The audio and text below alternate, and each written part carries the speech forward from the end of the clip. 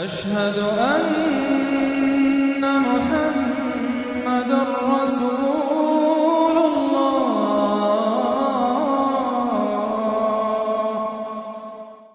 سورۃ القارعہ، یہ وہ انداز ہے الحاقہ ملحاقہ والا۔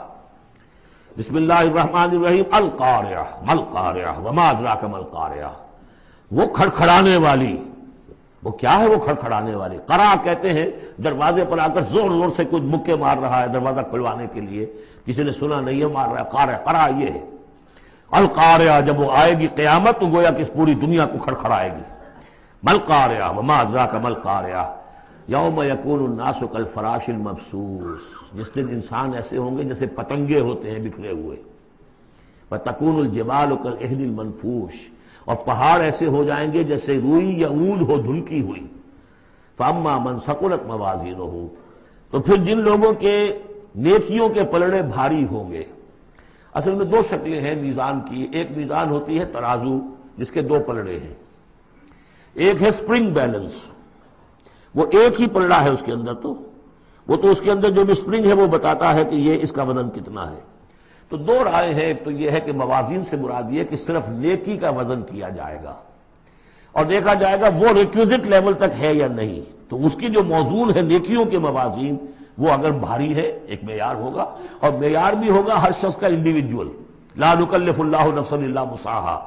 اگر اس کے اپنے شاکلہ، اس کے اپنے جینز، اس کے اپنے جو بھی ماحول کے اثرات تھے، ان سب کی رعایت کرنے کے باوجود ایک مطلوبہ مقدار تک نیکی کا عنصر نکل آیا، فَأَمَّا مَنْ ثَقُلَتْ مَوَازِينُهُ فَهُوَ فِي عِيشَةٍ رَاضِيَةٍ، وہ ہوگا بڑے عیش کی زندگی میں جس میں اس کے لیے رضا ہی رضا ہے، راضی رہے گا، ہمیشہ جو ہے اس کی زندگی جو ہے خوشی پر ہوگی، خرم۔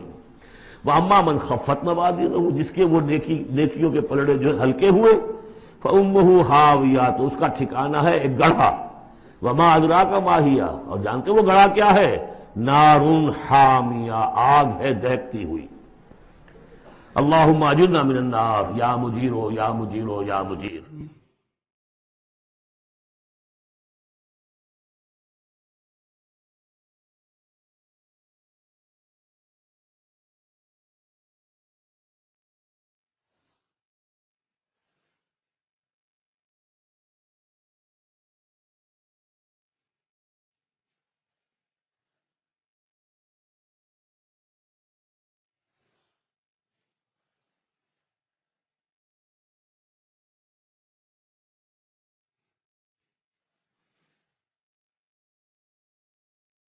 مولاي صل وسلم